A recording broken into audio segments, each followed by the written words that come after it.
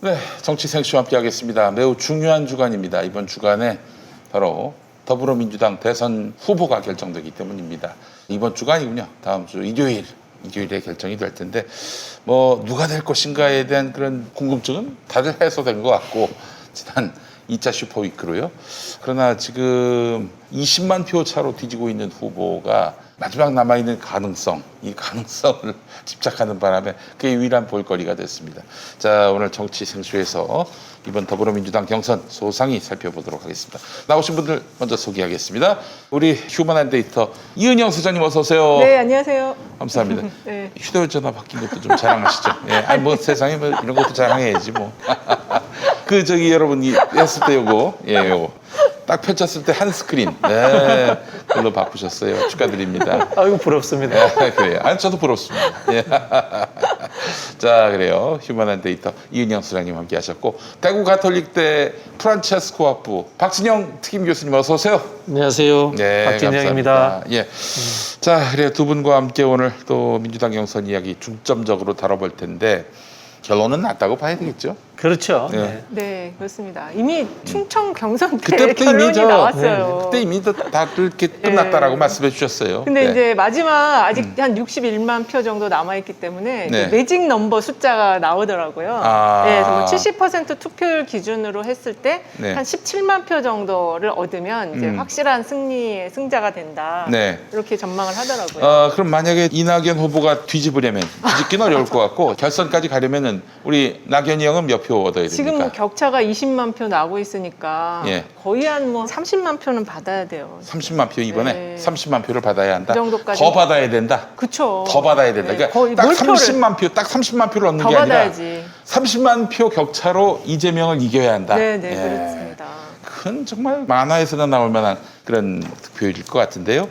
자, 알겠습니다. 박진영 교수님 보시기에도 뭐 더 이상 그렇죠. 뭐 근데 이제- 경선은 끝났습니다.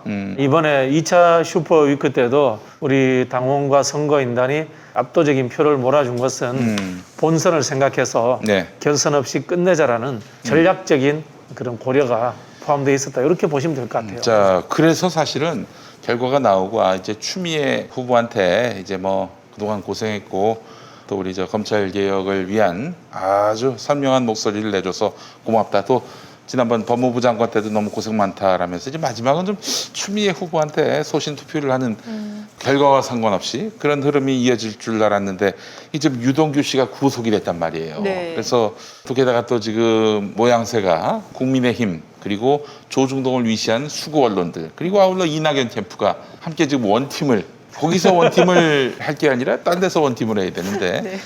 그러다 보니까 지금 이낙연을 심판해야겠다 이런 지금 정서가 커뮤니티에 넘쳐나고 있단 말이죠. 그래서 이번 결과는 또 사상 최대 표차로 이재명 후보가 앞서는 것 아닌가 하는 또 그런 전망도 있는데요. 그 이야기는 또 소상히 나중에 다루도록 하고 정치 생쇼 광고부터 하겠습니다. 자, 디아페 비누입니다. 디아페 비누 정제된 유황을 원료로 사용합니다. 유황의 효과로 피부 세정 및 특히 건성 피부에 정말 효과적입니다. 그래서 제가 항상 여성분들 뵐 때마다 네. 지성 피부를 가지신 분은 지성미가 넘친다.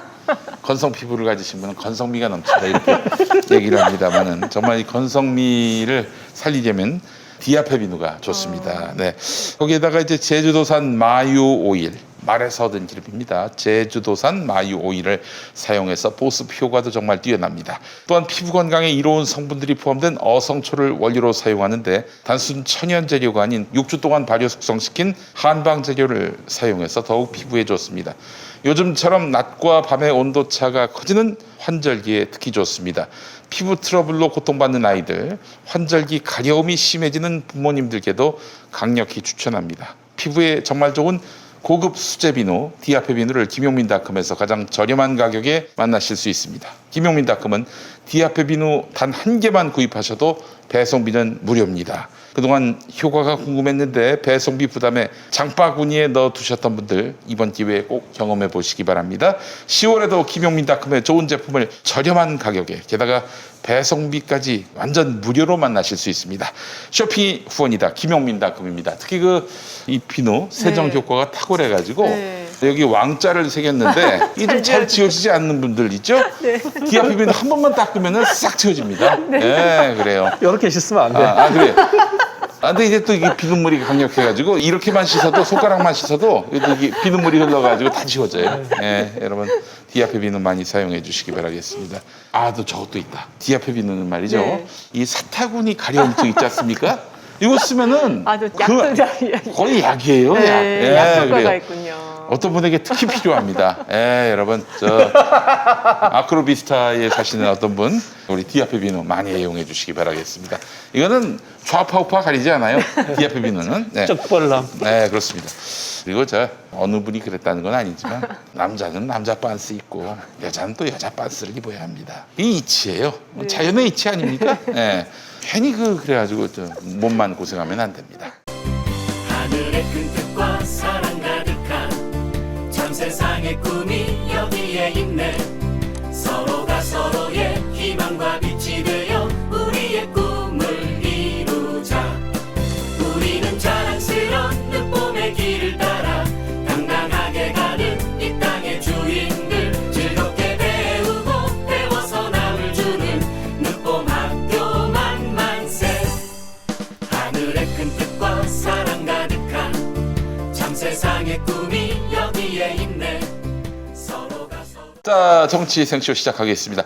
주말 경선 한번 분석해 보도록 하겠습니다. 부산, 울산, 경남이 있었고 인천이 있었고 네. 2차 슈퍼위크가 있었습니다. 네, 가장 큰 특징은 일단은 지난 전북 경선 때부터 이 대의원들의 표심이 권리당원보다 더 높게 나타났다는 거예요. 이재명 후보를 지지하는 그 표심이. 그래서 이제 그 전에는 조직은 바람을 이길 수 없다 이런 이야기가 있었는데 이제는 조직이 바람을 이기는 그런 당내 경선에 이제 진짜 진 엑기스적인 결과들이 나오고 있더라고요. 그래서 그게 가장 좀 중요한 점이고, 그다음에 최종 결과가 이재명 후보가 54.90, 이낙연 후보가 34.33, 그다음에 박용진 후보 1.63, 추미애 후보가 10%를 넘겼다 다시 또 한 자리 숫자로 떨어졌어요. 9.14로 해서. 그래서 지금 이 대장동 이슈가 상당히 거세게 바람이 불고 있음에도 불구하고 이재명 후보 쪽으로 표심이 계속 속속 다 집결하는 그런 결집 효과가 일어나고 있다. 이렇게 분석할 수 있을 것 같습니다. 네, 그래요. 우리 박진영 교수님은 어떻게 보셨어요? 근데 뭐 저도 뭐 똑같이 보는데 말씀하신 대로 대의원들이 표를 몰아줬다는 것은 당을 걱정하고 있다는 뜻이에요. 그렇죠. 지금 이 경선 상황에 대해서 굉장히 우려하고 있다. 이런 심정이 반영된 거라고 보고요. 아마 수많은 사람들이 지금 좀 이 이낙연 후보를 어느 정도 좀 괜찮게 생각하는 사람들조차도 지금에 와서는 완전히 이낙연 후보로부터 돌아서는 저는 그런 상황으로 갈 것 같아요. 그런 상황으로 갈 것 같고 네. 지금 보면 투표율이 상당히 떨어지고 있어요. 맞습니다. 어허. 투표율이 상당히 떨어지고 있는 것 자체가 네거티브에 대한 우려들 이런 것들이 좀 뭐 심각한 당연히 거죠. 낙힘에서는 이거는 대장동 의혹과 관련해서 이재명 후보에게 실망한 그런 여론이 결국 투표를 거부하는 그런 상황으로 이어진 것 아닌가. 그럼 이재명 후보 지지율 떨어져야죠. 그러네. 얘기하다가 말이 안 돼가지고 제가 잠시 이낙연 머뭇거렸습니다. 후보에 예. 대해서 실망한 표가 투표를 안 하는 거죠, 지금. 그렇지. 네. 지금 투표율을 보면은 그 전에는 거의 70% 가까웠는데 네. 부울경 지역이 57.70이고 인천이 조금 높았어요. 그래도 63.45로 지난 앞에서 일어났던 투표율보다는 좀 낮았거든요. 네. 그래서 이낙연 후보에 대한 어떤 이제 판세가 정해지니까 이낙연 후보를 지지하던 표심들이 이제 투표를 안 하는 거 아닌가 이렇게 좀 보여집니다. 아이고 이낙연 후보는 상당히 그 제가 비상인데요. 보기에는 예. 이낙연 캠프도 마찬가지고 이재명 캠프도 마찬가지고 경선 이후에 대한 출구 전략들에 대해서 한쪽에서는 출구 전략, 한쪽에서는 국면 전환이겠죠. 그죠? 국면 전환. 예. 정치에서 이게 제일 중요한 게 국면 전환입니다. 음. 우리 저기 김용민 PD 방송해 보시면 아시겠지만 방송도 앞을 보고 가다 갑자기 옆으로 보면서 국면 전환 하지 않습니까? 그 뭡니까? 그 범인 찾는 거 TV에 그 예. 김상중 씨 진행한 아, 프로그램. 예, 그것이 알고 싶다. 예. 그것이 하고 싶다도 보면은 예. 그런데 말입니다. 이렇게 옆으로 돌립니다. 이게 그런데 사실 말입니다. 정치에서도 그런데 말입니다라고 이야기할 수 있는 그 국면 전환을 만드는 게 전략이거든요. 네, 그렇죠. 그런 측면에서 그거 준비하고 있어야 됩니다. 아, 그래요. 알겠습니다. 지금의 대장동 국면에서 뚫고 나갈 뭔가 이슈를 만들어야 한다. 아젠다를 세팅해야 한다. 당원은 네. 방어만 해서는 국면 전환 못 합니다.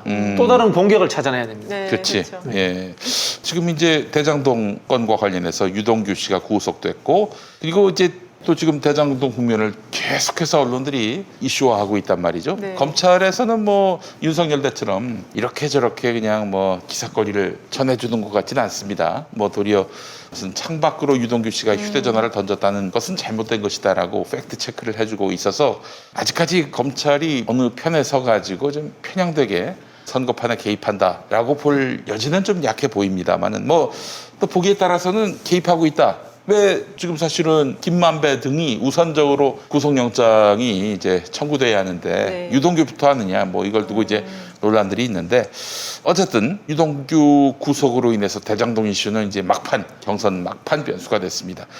최종 경선에 대한 영향은 어느 정도일까? 이게 뭐 악영향일 수도 있겠고 역영향일 수도 있는 것이고요. 그리고 최종 득표율은 어떻게 나올 것인가? 이거 한번 좀 전망해 주시겠습니까? 저는 뭐 최종 득표율 한 56에서 57% 누적 집계 이 너무 정도 보고 작다는 있는데. 지적도 있습니다. 아, 근데 그게 왜냐면은 지금 현재 한 54% 정도 되잖아요. 예, 55%. 예, 54점 몇 프로일 네, 겁니다. 54.90. 54.9입니까? 아, 그렇습니까? 예. 아, 몰랐네. 예. 그런데 이게 지금 이제 이재명 후보가 58에서 60%를 지속적으로 얻는다면 누적 집계하고 합쳐지면 그 중간 어디 안 되겠나? 뭐 이제 그 정도 저는 이제 말씀을 드리는 거죠. 예. 그 기록했다가 나중에 내기로 또 하실 거죠? 아, 뭐 제가 마치면은 이게 네네. 제가 마치면 아마 거론이 될 지난번에 겁니다. 한번 마친 게 있습니다. 제가 한번 예, 저기 고기 한번 사겠습니다. 아, 예, 알겠습니다. 감사합니다. 예. 자, 이은영 지금 소장님. 이게 결집을 하고 있는 이슈가 이 대장동 이슈가 이제 지지층 결집을 유도하고 있거든요. 네. 그리고 유동규 구속이 이게 이제 본선 이슈이기 때문에 현재 경선이 진행되고 있는 이 속에서는 중요한 이슈가 아니에요. 그리고 지지자들 자체가 이 사안을 바라보는 게 유동규하고는 좀 관계가 없는 것 같다 이런 시각으로 많이들 이야기를 하더라고요. 네. 그래서 지금 투표율에는 아마 이런 상황이다 보니까 더 힘을 실어주려는 게 작동을 할 것 같고 그래서 지금 한 58 그 정도까지 가지 않을까. 특히 이제 아, 경기도가 58? 예, 예, 경기도가 있거든요. 지금 예. 경기도도 한 30만 그 다음에 서울도 한 30만 이 정도 남아 있어요. 그래서 전체적으로 봤을 때 좀 아직 60여만 표가 남아 있기 때문에 네. 이게 좀 경기도 쪽에서 확 힘을 실어주는 이런 흐름이 나타날지 않을까 이렇게 전망하고 있습니다. 네. 그럼 나는 61% 할래. 61% 에이 그런 거 없습니다. 낙장불입입니다. 낙장불입이에요. 자, 유동규 구속은 이제 이 지사에게는 호재가 될 수도 있다. 그럴 수도 있을 것 이게 같아요. 또 본선가 가지고는 또 뭐 다른 이슈가 될 수도 있겠지만은 네, 네. 현재로서는 호재가 되고 있다. 수사를 속도를 내서 빨리 끝내야 돼요.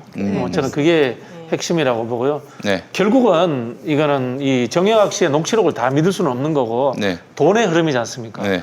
돈의 흐름에 관해서 증거가 나오는 것만이 증거로서 의미가 있는 그렇지. 겁니다. 아니 일단 돈을 받아야지 또 예, 무슨 받아들여야 되고요. 앞에서 말씀하신 것처럼 유동규 씨가 인허가 문제로서 돈 관계가 있을 것이라는 추측이 있었다면 또 한편으로서의 추측이 될 만한 것들이 김만배 씨라든가 정영하 씨가 투자금을 받았을 때 또 그러면 은행에서부터 이 PF라고 하죠. 그죠? 돈 7천억을 받았을 때 여기에는 어떤 힘이 작동할 수 있었던가 라는 의심들 이 부분에 대한 수사도 빨리 저는 진행이 돼야 된다고 봅니다. 사실은 이것이야말로 저는 수많은 고위 법조인들을 고문이라든가 어떻게 위촉한 저는 이유일 수 있다라고 이렇게 의심이 되는 거거든요. 네, 네, 네. 예, 그런 부분에 대해서 좀 이렇게 균형을 맞춰주시면 좋겠다라는 생각이 들고요. 지금 국민의힘에서 이야기하는 특검 부분은 아직까지는 말이 맞지 않습니다. 특검이라는 것은 혐의가 있고 최소한의 증거가 나와야지 그렇지. 하는 겁니다. 그 법이 그래요. 법이. 예, 법이 그렇습니다. 그러니까 예를 들자면 이런 겁니다. 최소한의 증거도 없는데 길 가는 사람 붙잡아서 그냥 수사하면 쟤 나오나 없나 한번 때려보자. 이거는 말이 안 되는 이야기예요. 이게 아까 제가 서울 경기가 30만이고 3차 선거인단이 30만에서 61만인가 그렇게 돼 있는데요. 네, 네. 지금 그 유동규 같은 경우에 이제 이분의 백그라운드가 이제 조금씩 알려지고 있거든요. 네. 그래서 이 사람이 이재명 후보와 그렇게 아주 완전히 밀착돼 있는 그런 측근이라고 보기가 조금 어렵더라고요. 이게 이제 그 정당판을 좀 잘 아는 분은 아까 우리 이제 박진영 교수님도 같이 얘기를 좀 나눠봤는데 잘 아시더라고요. 이분이 어떤 부류와 같이 이렇게 움직였었는지 그걸 봤을 때는 이재명 지사의 측근 핵심이라고 보기는 좀 어렵고 이분이 이제 등용이 된 이유는 그만큼 이재명 지사 그 당시에 성남시가 민주당의 텃밭도 아니었고 거기서 갑자기 이분이 당선이 됐기 때문에 그러니까 사람이 주변에 너무 없었다. 그래서 이분이 좀 뭐 리모델링 관련한 일을 좀 했고 조합 일을 좀 했다고 하더라고요. 네네. 그래서 그런 속에서 좀 등용이 된 거 아니었나 그렇게 좀 보여져요. 예, 그래서 좀 정치판을 좀 보시는 분들은 유동규의 이제 그 프로필을 좀 이제 알게 되면은 아, 이 사람이 측근으로 활동하기 조금 어려울 수도 있겠다 이렇게 생각하시는 것 같아요. 네. 측근은 대통령 되면 청와대 따라가지 공기업 가지 않습니다. 그렇죠. 쉽게 말씀드리면. 아 그러네요. 네, 그러니까 네. 성남시청에 시로 비서실, 들어가죠. 그렇지. 예. 비서실로 네. 비서실로 국장으로 가죠. 하지. 네. 그 외부에 그렇게 아니 장으로 그래서 놓지 않아요. 유동규 씨 외에 그 정모 씨에 대해서는 이 지사가 직접 그 사람 내 측근이라고 이야기했습니다 최근에. 네, 네, 맞아요. 네. 그래요. 알겠습니다. 그렇다면 이제 이낙연 후보 얘기를 한번 해야 될 것 같은데 마지막 가능성을 이야기했어요. 그러니까 자기가 이길 마지막 가능성이 남아있다 이런 얘기인데 글쎄 이게 지금 마지막 가능성이라고 하는 건 아까 얘기하신 대로 30만 표 차, 30만 표를 얻는 게 아니라 30만 표 네. 차로 이제 이겨야 한다는 얘기인데 그렇다면은 또 이재명 지사가 17만 표 미만으로 네. 득표를 해야 되는 것이고 네. 이런 만화 같은 상황을 상정해 두고 지금 이렇게 얘기하는 건지 17만 표만 더 얻으면은 이재명 지사가 그러면은 대통령 후보가 되는 거예요. 그렇죠. 그러니까 결선 투표로 가겠죠. 뭐 네. 지금 1등을 노릴 수는 없는 상황인 거고. 근데 지금 마지막 가능성이란 게 뭡니까? 결국 후보 낙마입니까?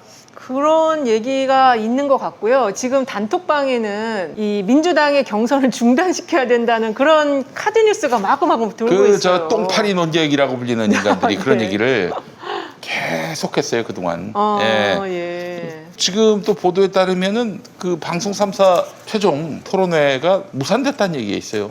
아, 오늘 민주당. 아니, 10월 8일, 10월 8일. 10월 8일요. 예. 오늘 국민의힘 저녁에 하고 10월 8일 민주당 하는 게 무산됐다. 아, 근데 오늘 밤엔 또 OBS, 아, 예, 예. OBS가 하는 건 그대로 하는데 아, 10월 8일 방송 3사는 취소가 아. 됐다고 합니다. 더불어민주당에서. 왜 그러지? 저는 참 이게 역대 최악의 경선판이다. 누구의 잘잘못을 이야기하기 전에 그런 생각이 듭니다. 과거에 이인재 후보도 이렇게 더티하진 않았거든요. 이인재는 중간에 후보 사퇴하고 그렇죠. 그리고 이제 빠졌어요. 짜그라졌어요. 근데 이렇게 마지막까지 어차피 판은 다 정해졌는데 뭐 지든 이기든 최선을 다해서 끝까지 완주하겠다는 게 아니라 야 네가 낙마될 때까지 나는 아직 경선이 안 끝난 거야. 이런 식으로 나와버린다면은 이거는 진짜 이건 후단협보다도 더 고약한 후단협은 그래도 노무현 후보를 박수 쳐줘서 그렇죠. 일단 그 후보로 올렸어요. 후보로 올리긴 예, 했잖아요. 맞아요. 예. 예. 그러니까 그 당시 이해가 이제 이인재 후보 같은 경우는 이인재 후보가 사퇴하면서 이인재 후보를 지지했던 민주당 내의 지지자들은 그대로 노무현 후보 쪽으로 흡수가 됐습니다. 그렇지. 근데 예. 이 정도로 오랜 기간의 지속적인 네거티브와 갈등 상황이었을 때 과연 이재명 후보를 지지하지 않은 적대적이었던 사람들이 흡수돼서 있을지 사실 좀 우려가 되는 상황이에요. 물론 뭐 숫자는 뭐 전체 퍼센테이지로 하면 크게 많이 되지는 않습니다만 이거는 사실은 정치인들의 책임입니다. 흔히 하는 일부 극렬분자들의 선동에 휩쓸려 가지고 선거 캠페인을 그런 방향으로 끌고 간 정치 지도자들의 저는 책임이다. 그런 생각이 듭니다. 그리고 이게 후보 교체론이라는 게 노무현 대통령 때도 이제 그 후단협이 후보 교체론을 시도를 하려고 하긴 했었어요. 그렇지. 근데 그때는 바깥에 정몽준이라는 어떤 제3의 후보가 있었거든요. 네. 근데 이거는 지금 당 안에서 경선을 그냥 거의 이제 쭉 하다가 후보 교체를 나로 지고 있는 이 후보가 나로 해달라라는 지금 얘기 아닌가요? 이게 지금 바깥에는 후보가 없잖아요. 그러니까요. 네. 1등이 쓰러지면 2등이 하겠다. 그게 말이 안 되는 거죠. 이렇게 되면 저는 거의 전쟁이 일어나지 아니 이게 않을까. 당원 당규는 어때요? 만약에 당원 후보가 당규는 된 없죠. 사람이 없죠. 그런 조항은 없는 이건 거예요. 좀 그건 전형적인 이제 정치적 상황인 거죠. 그러니까 이제 저 차점자가 자동 후보가 되는 게 아니라 경선 다시 하는 최단 기간 내에 경선을 다시 해서 새 후보를 뽑는 이렇게 간다. 아니 그리고 그렇죠. 후보가 낙마하는 이유가 사망한 경우 외에는 어떤 경우가 있을 수 있을까요? 이거 지금 사망한 경우가 2번이나 있었어요. 그것도 네네네. 민주당에서. 네. 신익희 예전에. 조병호 네. 두 번이나 했었죠. 그거 외에는 이게 지금 이제 뭐 그 검찰 수사를 통해서 낙마할 거다라는 생각을 하는 것 같은데 저는 좀 그거에 동의하기 어려운 게 지금 검찰 수사도 상당히 지금 예민하거든요. 민감하기 때문에 물론 수사는 빠르게 진행하겠지만 이게 만약에 그것 때문에 후보를 교체한다 그러면 이거 정말로 정치의 개입이라고 또 많이 탄압이다 이렇게 또 지지자들이 생각할 수 지금 있어요. 그렇게 할 만한 김호수 검찰인지는 의문이에요. 아, 그렇게 아무리. 하기 이제 그런 쉽지 상황으로 않습니다. 흘러가면은 네. 대선 그냥 판 깨지고 지는 겁니다. 그리고 이제 맞아요. 국민들이 들고 일어날 거예요. 들고 일어날 것 같아요. 예, 그 상황까지 지금 검찰이 뒷감당할 만큼 배짱이 크지 않습니다. 그렇습니다. 윤석열은 그 무식하고 그냥 뭐 무도해가지고 그냥 그러거나 말거나 네. 밀고 갔겠지만은 김호수 씨가 또 그럴 뿐이 아니기 때문에 이거 예. 저희가 민주당이 자정하지 못한 탓이라고 보는 게 이재명 후보가 지난 2017년 대선을 겪고 난 이후에 자기 팬클럽 중에 일부 문제가 있었던 부분들을 잘라냈어요. 과감하게. 잘라냈어요. 손절을 했어요. 예. 근데 지금 이 2018년인가요? 경기도지사 경선 때 이재명 지사의 반대쪽에 있었던 사람들이 모였던 팀들, 이 팀들이 그대로 잘라내지 않고 민주당 내에 남아가지고 각종 선거에 개입을 하면서 결국은 대선까지 이런 흐름으로서, 이 난장판 흐름으로서 끌고 온 거거든요. 우리 저 박진영 교수님은 얘기 못하는 표현을 제가 하겠습니다. 똥파리들. 똥파리들을 정리하지 못해서 그런 거예요. 예, 똥파리들, 그 똥파리들 화력이 있어 보이죠? 그러니까 이 민주당 내 수박 정치인들이 이 친구들을 주요 그 당내 선거 때마다 동원을 해가지고 같은 당의 그런 동지를 공격하는 용도로 썼어요. 아주 요긴하게 썼지. 그들이 바로 수박입니다. 이 수박 정치인들 아주 그 민낯을 제대로 드러냈고 앞으로 민주당의 앞날에 있어서 이 똥파리들하고 제휴하는 자들은 뭐 그냥 그 뒷감당까지 다 해야 할 겁니다. 그래서 나온 말이 있습니다. 똥밀필패. 똥밀필패. 똥파리들이 밀면은 반드시 패한다. 이번 주말에 또 그 결론이 나오게 될 거고. 우리 저 이낙연 후보가 그때 낙선이 되면은 제가 바로 그때 SNS에다 올리려고 그래요. 네. 똥밀필패를 붓글씨로 써가지고 쓰세요. 네.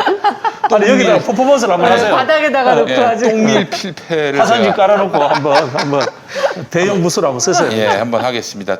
참, 아니 그 이낙연 양반은 저 대선 경선 이후엔 뭐 할까요? 근데 지금 현재 나오는 후보 지지율이 35% 정도 나오잖아요. 네. 이게 역대 이제 12년하고 17년 그 2위를 했던 경선에서 2위 했던 후보들의 득표보다는 높아요. 많이 높더라고. 아니 그때는 그 2위하고 3위가 붙었죠. 네, 안희정, 네, 네. 이재명이 그렇죠. 붙었죠. 거의 20대, 20대 붙었었고, 근데 예. 어쨌든 12년에도 2위를 손학규 후보가 했었는데 22일인가 그랬고, 2017년도 2위였던 안희정 후보가 21인가 그랬거든요. 그래서 그거보다 높다 보니까 이런 자꾸 어떤 교체를 자꾸 생각하는 이런 흐름을 가져가고 있고, 만약에 내가 후보가 안 되면 어쨌든 영향력을 나는 행사하겠다라는 의지를 너무 계속 드러내고 있는 것 같아요. 이게 승복을 안 하는 거죠. 그래서 이게 진짜 문제인 것 같습니다. 저는 그 문제를 해결해 줄 사람이 따로 있다는 생각이 드는데요. 결국은 첫 번째는 송영길 대표입니다.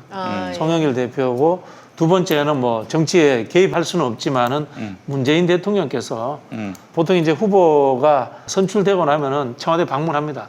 방문하실 때 공정하게 본선도 경쟁하시라 이런 덕담하시면서 그 분위기로서 저는 좀 해결이 돼야 되지 않겠나 이런 근데 생각이 이제 들고요. 우리 똥파리들이 말이죠. 말로는 뭐 자기들이 문파다, 극문이다 그러는데 이 인간들은 이재명을 혐오하기 위해서 문재인 대통령 지지하고 이낙연 후보를 지지하는 사람들이에요. 이 친구들은 아마 뭐 그런다고 한들 물론 이제 다수의 이낙연 후보를 지지했던 그런 당원들은 마음을 돌릴 수 있겠지만 네. 그 친구들은 계속 공작을 하게 될 겁니다. 그러니까 이 친구들을 처절하게 도려내는 것이 저는 원팀의 필수, 핵심, 영순위 과제라고 생각을 합니다. 그런 부분도 저는 분명히 필요하다는 생각이 들고요. 네.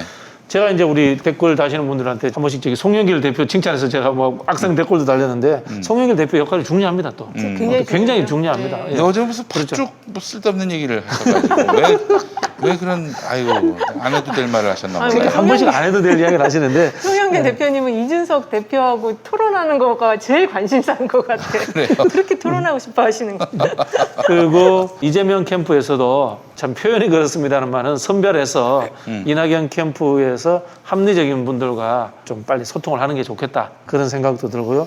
또 하나는 친문 의원들 중에 상징적인 의원들을 빨리 본선 캠프에 합류시킬 수 있는 방법들을 찾아야 된다. 이 말씀 드리고 싶습니다. 네. 지금 똥물필패를 쓰고 계세요. 아, 예. 어떻게 쓸까? 예. 조금 더 휘갈겼어야 돼요. 휘갈겼어야 됩니까? 네, 폼이 알겠습니다. 나려면. 그래서 나중에 이제 그 얘기는 하지 않겠습니다. 낙관이라고 하셨습니까? 그거를 인주가 아니라 넘어가겠습니다. 예. 이거 이렇게 깨물으시려고. 자, 그래요. 불안하지 않은 후보가 자신이다. 도덕적인 후보가 자신이다. 이런 캐치프레이즈는 이건 정말 원래 아무것도 하지 않으면 제일 안전합니다. 그렇죠. 제가 늘 하는 이야기인데 네. 진보 개혁은 늘 조마조마합니다. 세상에 없던 새로운 것을 만들고 새로운 세상을 나가려고 하는 거기 때문에 진보 개혁은 늘 남들이 보기에 뭔가 좀 누구 표현을 하면 싸가지 없어 보이고 그런 걸 왜 해? 그런 소리 듣게 되어 있습니다. 네. 그래요. 지금 이 캐치프레이즈가 여전히 그 이제 당원들의 마음을 잘 읽지 못하는 캐치프레이즈거든요. 이번 선거는 도덕적인 후보를 뽑는 선거가 아니에요. 그리고 불안한 후보는 지금 다 불안해요. 모든 지금 나와 있는 경선 후보들이 다 완전하지가 않습니다. 그럼에도 불구하고 지금 이재명 후보에게 55%의 표심이 지금 가고 있잖아요, 계속. 이런 거는 과제가 따로 있다는 거예요. 시대 정신이 따로 있다는 건데 그걸 지금 계속 읽지 못하는 것이 아닌가 이런 생각이 듭니다. 지금 딴지 게시판에 딥3샷이라는 분이 올린 글이 있는데 주말에 결선 없이 이재명 후보로 확정됐을 경우 이낙연 후보의 기자회견 내용을 미리 예상을 했어요. 네. 결과에 승복하는가? 당원과 국민들의 선택에 대해 더 할 말이 없습니다. 저를 지지해 주신 분들께 실망을 드려 죄송합니다. 선대위원장직을 제안받으면 수락할 것인가? 지금은 저를 지지해 주신 분들에 대한 감사 인사가 먼저입니다. 캠프에 고생하신 분들이 많습니다. 한 분씩 찾아뵙고 인사드리겠습니다. 이재명 후보가 후보 수락 연석을 해서 용광로 원팀을 강조했다. 본선에서 이낙연 후보의 역할은 무엇이라고 생각하는가? 지금은 고생하신 저의 지지자들을 위로하는 것이 우선입니다. 절박하게 여기까지 달려왔기에 이후에 할 일은 미처 생각하지 못했습니다. 아무런 역할을 하지 않겠다는 뜻인가? 나는 그렇게 말한 적이 없습니다. 그럼 정권 재창출을 위한 역할을 하는 것인가? 선거에서 패한 사람에게 계속 같은 질문을 하는 것은 예의가 아닙니다. 저의 지지자들께서 상처받습니다. 아까 드린 답변으로 대체하겠습니다. 캠프 주요 인사들이 그동안 불복성 발언을 했는데 캠프에 자주 가지 않습니다. 그분들께 따로 질문하는 게 맞습니다. 후보님은 승복하시는 건가? 당원과 국민들의 선택에 대해 내가 판단할 위치에 있지 않습니다. 같은 질문이 반복되는 것 같으니 여기서 마무리하겠습니다. 거의 정답 비슷하게 나왔네요. 진짜 와 그대로네. 이분 대단하시다. 네. 저기 밤 한 포대 보내주시면 안 될까요?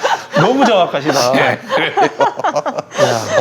아니 이렇게 흐리멍텅한 양반이 대장동에 관해서는 너무나 그러니까요. 뚜렷하고 아주 날선 발언을 하셔가지고 그러니 국민들이 받는 생각은 이 양반 호박씨 까는구나, 호박씨 정치하는구나 그런 생각을 하지 않을 수밖에 아니 없어요. 내용도 너무 좋고요. 예. 제가 목소리를 음미하려고 사실 이게 뒤를 돌리고 들었는데 예. 이낙연 후보 오신 줄 알았어요. 자 그리고 뭐 지금 사실 뭐 한방 한방 이런 얘기들 많이 합니다. 뭐 이번 주간에 뭐 크게 터진다. 네. 검찰이 지금 뭐 긴밀하게 돌아간다. 뭐 이런 말이 이제 후보자 입에서도 나왔는데 진짜 승부를 보고 싶었다면은 2차 슈퍼위크 때 그때 깠어야 되는 거 아닙니까? 그렇죠. 그렇죠. 그 투표할 때. 근데 이제 와가지고 지금 이제 뭐 한 60만 표 남겨놓고 있는 상황에서 60만 표도 큰 표입니다만은 이런 와중에 또 게다가 이 대장동 건이 지금 이재명 지지하시는 분들을 더 결집시키는 효과를 낳고 있는 마당에 지금은 늦었죠. 네. 우리가 이제 프레임이라고 하지 않습니까? 네. 이런 게 허구의 프레임 전략이거든요. 말씀하신 것처럼 실제 증거가 있다면은 초반에 오픈해가지고 바로 한 방에 해결할 수 있는 겁니다. 근데 실제 증거가 없는 상황이기 때문에 허구의 프레임을 만들어가지고 지속적으로 그 뉘앙스만을 흘려가지고 프레임의 벽을 계속해서 쌓고 있는 거예요. 지금. 네. 뭐 정치 검찰이 또 장난치거나 그러진 않겠죠? 이번에는 그렇게 하기 어려울 것 같아요. 왜냐하면 지금 수사가 세 가지 방향으로 같이 진행되고 있잖아요. 그래서 경찰도 수사하고 있고 검찰도 하고 있고 공수처도 하고 있기 때문에 네. 그 안에서의 서로 간에 또 경쟁이 있을 것 같습니다. 네. 그리고 여기서 검찰이 또 뭔가 장난을 치려고 하면 진짜 그야말로 남아있는 수사권까지 다 뺏어서 국민들이 아예 그냥 진짜 처분을 할 것 같아요. 진짜 이건 완전히 북한이 핵을 쏘는 것과도 마찬가지인 네. 그런 상황을 검찰이 연출하는 거예요. 정치 검찰이 여기서 대선까지 정치 개입하는 개입한다면은. 상황이기 때문에 네. 저는 뭐 그럼에도 불구하고 후보가 마지막에 이렇게 개혁적 입장에서 할 수 있는 것 중에 하나가 검수완박을 지금 180석 아닙니까? 네. 한번 밀어붙여 보는 것도 전략적으로 의미가 있다 이런 생각이 듭니다. 왜냐하면 지금 윤석열 씨가 총장 재임 시절에 했던 일들이 지금 밝혀지고 있거든요. 네. 우리가 그 이야기에서 돌이켜보니까 결국 추미애가 옳았어 이야기를 하고 있는 상황이기 때문에 그것이 저는 문재인 정부의 정당성, 검찰개혁에서 우리가 이제 맞부딪혔던 것들의 정당성 이런 것들을 다시 한번 되뇌인다는 측면에서 저는 의미는 있다 이런 생각이 듭니다. 그리고 이번에 그 대장동 건을 보면서 검찰 내부에서 그야말로 이제 권력을 쥔 사람들이 어떻게 이런 개발 사업에 참여해가지고 이익을 편취하는지 이걸 너무너무 지금 적나라하게 보고 있잖아요. 그런 면에서 국민의힘 세력에게 만약에 검찰이 또 장난치면 진짜 국민이 다시 한번 코로나 상황이지만 다시 한번 촛불을 들 것이다 이렇게 생각이 듭니다. 네. 저는 이거 검언 게이트 이렇게 호칭해야 네, 된다고 생각해요. 맞아요. 검언 게이트예요 이거. 네. 이게 김만배 씨가 검찰 법조 출입하던 기자잖아요. 네. 이 사람이 시작해서 대부분이 이제 검찰 출신들이 엮여가지고 만든 이 사건이기 때문에 이건 검언 게이트예요. 검언 게이트. 검언 게이트. 그래요. 그래도 그동안 뭐 조국 장관이 추미애 장관이 온몸을 던져가지고 검찰을 바로잡기 위해를 썼는데 무위로 돌아갔다라고 말할 수는 없는 것이고 그렇죠. 또 국민들이 지금 결집하는 이유가 뭡니까? 네. 검찰이 이런 식으로 혹시 우리가 우려하는 방식으로 개입할까봐 네. 지금 바짝 지금 그렇죠. 긴장하고 이렇게 해서는 민주당의 1등 주자를 잃어버릴 수도 있다라는 뭐 그 가능성은 제가 보기엔 낮습니다만은 그러나 그런 염려를 지금 하고 있는 것이죠. 그래서 제가 아까 페이스북에 남긴 글이 이렇습니다. 이낙연의 대장동 공세는 조국도 봤지 이재명도 그럴 거야로 들린다. 그러면 우리는 이래야 하나? 그러면 안 되지. 그렇다면 검찰과 언론이 한편이어서 아무 문제가 없을 이낙연을 찍어야지. 이건 한마디로 가평 잣가는 소리다. 촛불든 개혁 시민의 마음이 폭발하고 있다. 이낙연은 이럴 것이라고 생각을 했나? 안 했겠지. 그래서 당신은 우리를 대표할 수 없다. 이렇게 얘기를 했습니다. 우리 국민들이 이런 상황에서 이제 이재명 후보에게 지지자들이 표를 더 몰아주는 게 조국 추미애 장관권을 겪었기 때문에 그런 거예요. 그렇죠. 그렇죠. 네. 그래서 사실 좀 피해를 입는 분이 이제 추미애 전 장관인데 그렇죠. 참 너무 안타까워요, 사실은. 그리고 저기 다음 정부에도 제가 꼭 말씀드리고 싶은 게 자기 개혁은 존재하지 않습니다. 개혁은 외부에서 패는 겁니다. 외부에서 때리는 겁니다. 외부에 새로운 세력이 들어가서 하는 거지 자기들 내부에 그냥 이 철옹성이 있는 폐쇄적 공간에서의 내부적 개혁은 존재하지 않습니다. 제가 늘 이야기하잖아요. 동종교배는 뭡니까? 결국은 유전병에 걸려가지고 서로 공멸하는 겁니다. 그렇지. 이종교배가 돼야지만이 잡종 강세 현상이 일어나는 거고 오픈된 사회만이 실제로 다양한 의견들과 상호 견제 비판에 의해서 발전하는 겁니다. 우리 군대 옛날에 보면 아시잖아요. 네. 육사 독점 구조에서 이제는 뭐 다양한 출신들이 섞여서 돌아가니까 군 개혁이 되는 거고 군이 독점적으로 어떤 과거처럼 쿠데타를 꿈꾼다 이런 것 자체가 상상이 안 되는 사회가 돼버렸잖아요. 네네. 똑같은 겁니다. 검찰도 마찬가지고 모든 이 국가의 이 사정기관이라든가 권력 조직들은 오픈되고 다양한 세력들과 다양한 영역에서 들어와서 섞여야 됩니다. 네, 맞습니다. 용기의 새로운 도전 썬데이 용 8090 세대를 위한 라떼 월드를 열다 썬데이 용 사건과 실화 화제의 인물 음악과 영화 모든 장르를 총망라한 썬데이 용 9월 5일 팟빵에서 공개됩니다 썬데이 용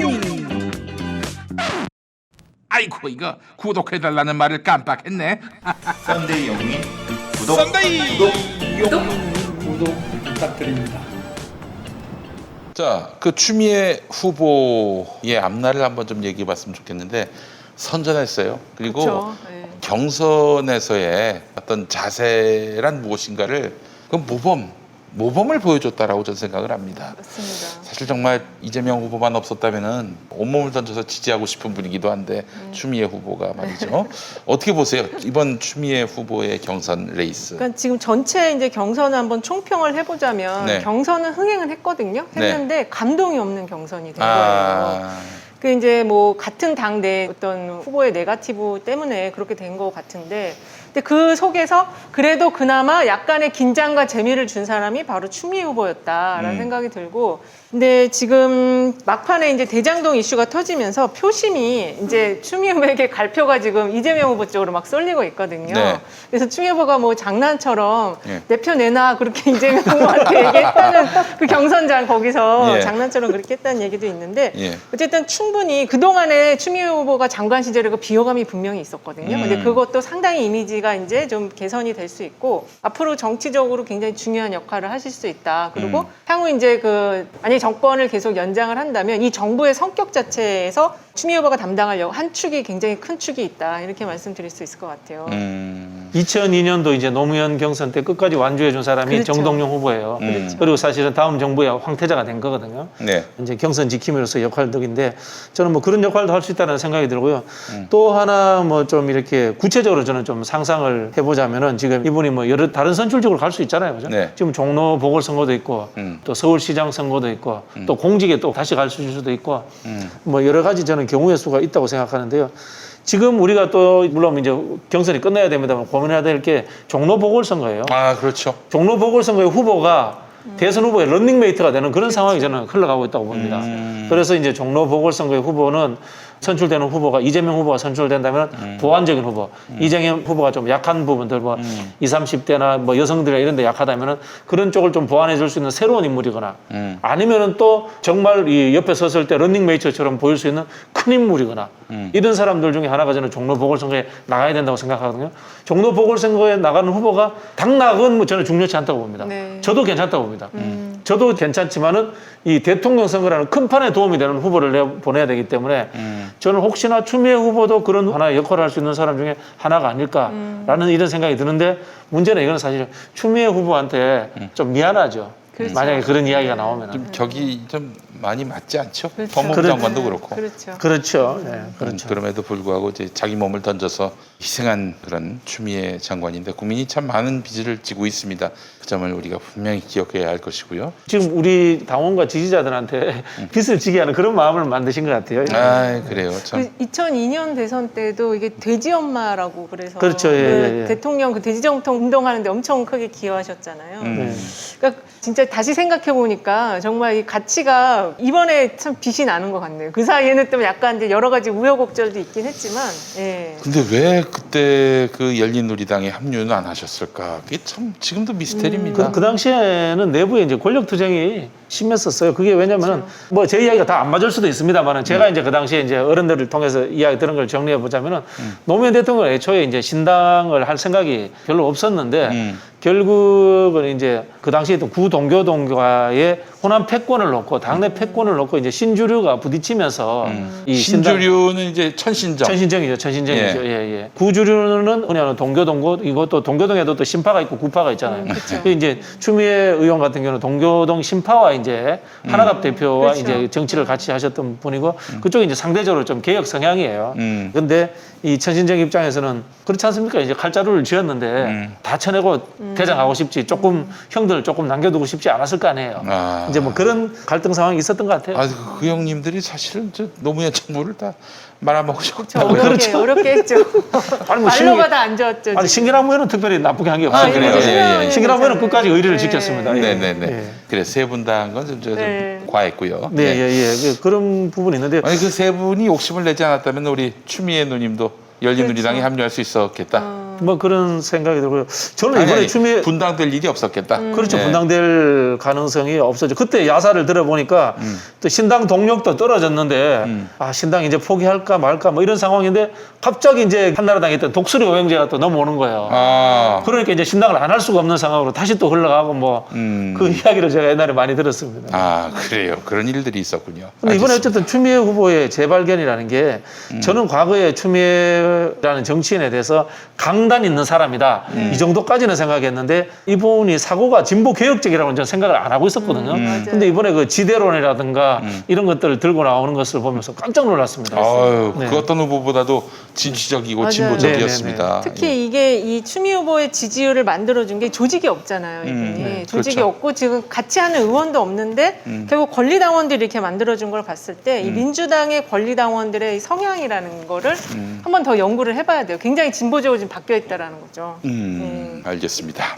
자, 이제 전체 판세 한번 좀 살펴봤으면 좋겠습니다. 네. 이제 국민의힘 얘기하기 전에 최근에 여론조사를 보게 되면은 지금 이재명 후보가 원톱이다 이렇게 봐도 무리는 아닐 것 같아요. 지금 거의 이제 원톱이죠, 사실은. 저는 이제 얘기한 거는 이제 전화 면접 조사 네. 중심으로 이제 보는 건데, 예. 네.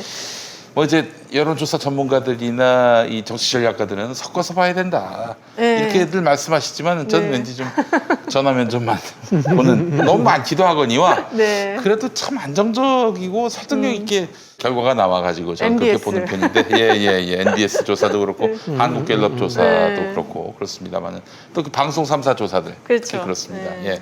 자, 어떻게 보셨어요? 지금 뭐 조사 결과 나온 거 보면은 일단은 이제 그 호남 경선 때부터 이게 이제 원탑으로 가는 흐름이 계속 나타나고 지지율 전체 다자구도에서도 잠깐 상승이 일어나고 있었거든요. 이재명 네. 후보가.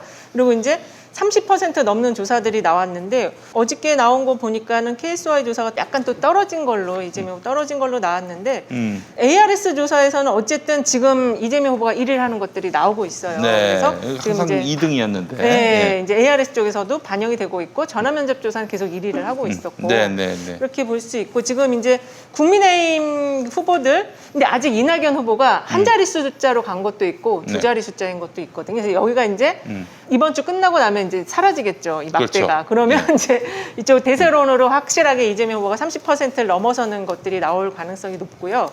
지금 이제 야권 후보들은 윤석열과 홍준표 후보가 지금 엎치락 뒤치락 하고 있어요. 보수 진영 구도 안에서는 지금 홍준표 후보가 1위를 하는 조사들이 꽤 많이 나와 있거든요. 네네. 근데 그 국민의힘 지지층으로 다시 좀 들어가서 보면은 윤석열 후보가 50 아래로 떨어졌다 다시 50으로 지금 올라간 것들이 좀 나오고 있더라고요. 그래요? 네, 그래서 최종적인 결과를 보기는 봐야 되겠지만 상당히 또 윤석열 후보 쪽으로 지금 고발 사주권이나 이런 걸로 인해서 그쪽도 지금 지지자들이 결집을 하고 있다. 이렇게 좀 볼 수 있을 것 같습니다. 아, 윤석열 쪽으로도 결집하고 네, 있다. 네. 야, 참 재밌어요, 그죠? 네. 대화를 해보니 이게 맞으면 맞을수록 단단해지는 거야. 강철은 그렇습니다. 어떻게 단련되어지는가도 아닌데 진짜. 아니 근데 저는 그렇게 보거든요. 제가 항상 제 중심으로 사고를 해서 그런 것일지는 모르겠습니다만은 이 왕자권 이거는 이따가 또 클 얘기하겠습니다만 겁니다. 그게 제일 클 거라고 봐요, 저는. 이게 지금의 윤석열 지지층을 거기에 묶어두는 외연 확장을 못하게 하는 네. 그런 요인이 되지 않을까 하는 생각이 드는데 그렇죠. 자 판세 얘기 좀 해주시죠. 저는 뭐 이제 후보가 되는 순간에 분명히 올라갑니다. 올라가는데요. 그 방법을 잘 선택을 하셔야 돼요. 우리가 후보가 됐을 때 지지율을 올리는 방법이 두 가지가 있어요. 중도 통합형으로 가는 방법이 있고 새로운 투표층을 창출하는 방법이 있습니다. 네. 예를 들자면 김대중 대통령은 DJP 연합이라는 것을 해가지고 분명히 온건 보수표를 몇 프로 갖고 왔어요. 네. 이렇게 해서 갖는 방법이 있고 노무현 대통령은 새로운 투표층을 만든 경향이 있고 그렇죠. 이 예. 차이가 있는데 여기에 대해서 이재명 후보도 선택을 해야 됩니다. 두 가지 다 같이 하면 좋고요. 첫 번째 중도 통합적인 부분은 뭐냐면은 이낙연 후보를 지지했던 표들을 빨리 흡수하는 방법이에요. 여기에는 아까 말씀드린 것처럼 송영길 대표와 문재인 대통령의 도움이라는 표현은 그렇습니다만은 뭐 역할이 저는 있어야 된다. 그런 생각이 들고요. 두 번째로는 이 새로운 투표층 문제인데 이거는 결국은 국면전을 해야 됩니다. 새로운 아이디어를 내고 이 경선이라는 국면이 과거에 내가 무엇을 했는가에 대해서 검증받고 평가받는 거라면은 그렇지. 대선이라고 하는 것은 미래를 이야기하는 거거든요. 정말 눈에 확 띄는 미래. 나쁜 표현입니다만 4대강 같은 거 있지 않습니까? 뭐 개성공단 같은 거라든가 이런 것들을 확 던지면서 이제 국면 전환을 할 수 있는 그런 것들을 보여줘야 된다. 이 말씀을 드리고 싶고요.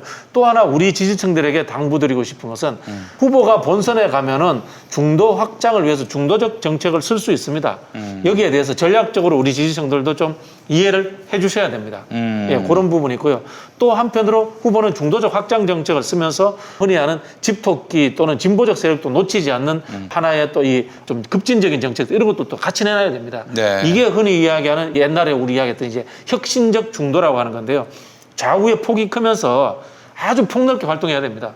노무현 대통령이 한때는 반미면 어때? 그렇다 한때는 또 이라크 파병도 하고 이렇게 하는 겁니다. 지지층을 넓히기 위해서는. 그런 모습들을 좀 보여줄 시기가 지금 다가오고 있다. 이 말씀 드리고 싶습니다. 네. 이번에 저는 이제 지난번에 총선 때 강남에서 태영호 후보가 당선이 됐잖아요. 네네네. 그러니까 과거에는 사실 인물 변수가 더 중요했어요. 정당 변수보다는. 그런데 지금은 인물 변수가 그렇게 중요하게 안 보시는 것 같아요. 인물 변수보다는 내가 속해 있는 이 진영이 정권을 가져갈 것이냐 것이냐 못 가져갈 것이냐 딱 이 축 하나만 있는 것 그렇지. 같아요. 예, 예. 그래서 앞으로 이제 이 경선과 관련해서는 그 축이 제일 중요한 축이고 거기에 부합하는 선거 캠페인이 가장 중요하다. 그럼 결국에는 중도층은 자기 자리를 찾아가게 돼 있거든요. 어느 쪽으로든. 이게 기권할 수도 있겠지만은 어쨌든 최대한 이게 치열해지면 치열해질수록 이건 어느 자리로든 가게 될 거니까 선거 캠페인을 좀 그런 방향으로 잡아야 되지 않을까 그런 생각이 들어요. 네, 네. 알겠습니다. 김현